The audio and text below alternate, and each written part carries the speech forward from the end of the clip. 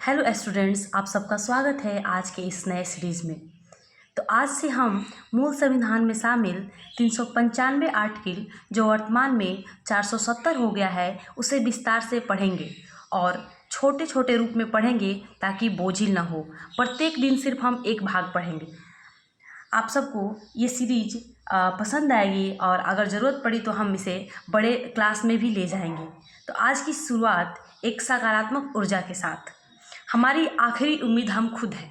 हमारी आखिरी उम्मीद हम खुद हैं और जब तक हम हैं हमारी उम्मीद कायम है।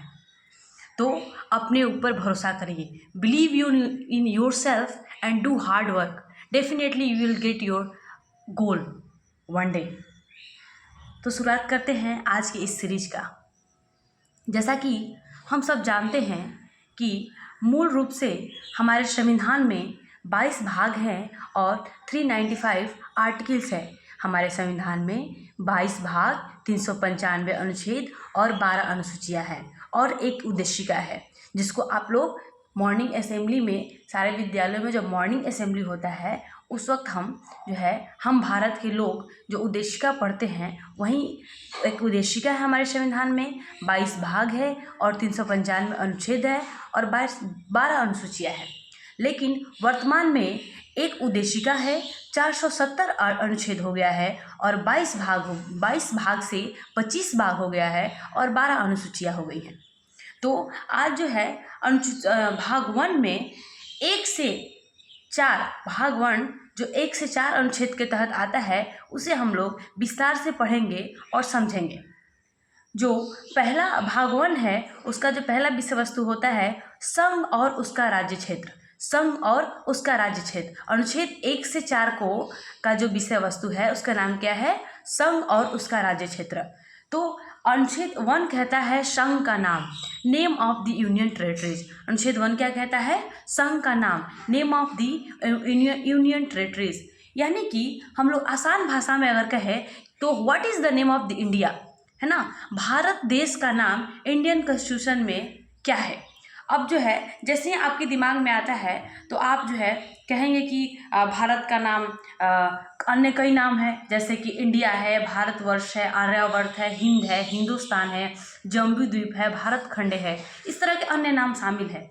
अब जब भी ऐतिहासिक ग्रंथों और पुराणों को लेकर के देखेंगे तो इन नामों का जिक्र मिलेगा। लेकिन जब भी आपसे कहे कि इंडियन कॉन्स्टिट्यूशन में, भारतीय संविधान में भारत देश का नाम क्या है, तो आप सिर्फ 2 नाम बताएंगे, इंडिया और भारत। क्या बताएंगे? इंडिया और भारत। भारतीय संविधान में भारत का कितना नाम है? सिर्फ 2 है, इंडिया और भारत।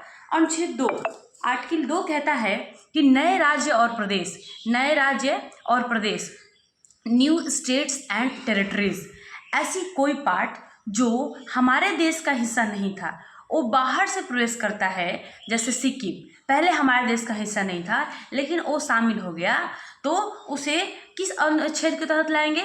अनुच्छेद 2 के तहत लाएंगे। तो आपका क्लियर है कि अनुच्छेद 2 किस चीज से संबंधित है? नए राज्य और प्रदेश से।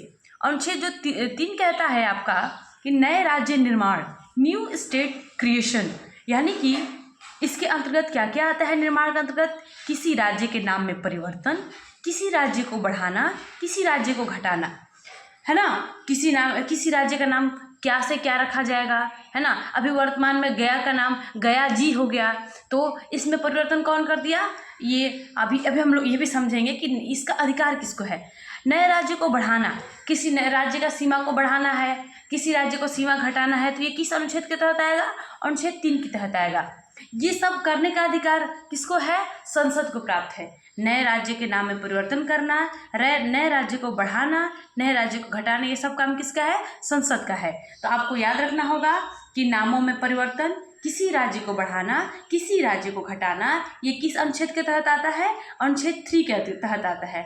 और ये सब अधिकार किसको प्राप्त है? तो संसद को प्राप्त है।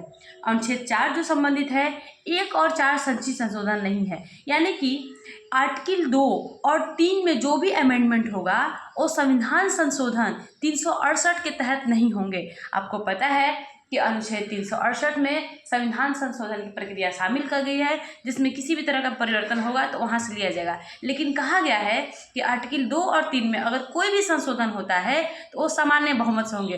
कैसे संशोधन होंगे? वो सामान्य बहुमत से होंगे, यानी कि अनुच्छेद 2 और 3 के अंतर्गत बनाए गए कानून में संशोधन किया जा सकता है, लेकिन सामान्य बहुमत से। कोई उसमें संविधान संशोधन 368 की तहत नहीं किया जाएगा। तो आप लोगों ने समझ लिया कि भाग 1 क्या है। भाग 1 कहता है संघ का नाम, भाग 2 कहता है नए राज्य और प्रदेश, भाग 3 कहता है नए राज्य का निर्माण और भाग 4 कहता है 2 और 3 के अंतर्गत शामिल किए गए कानून में संशोधन किया जा सकता है।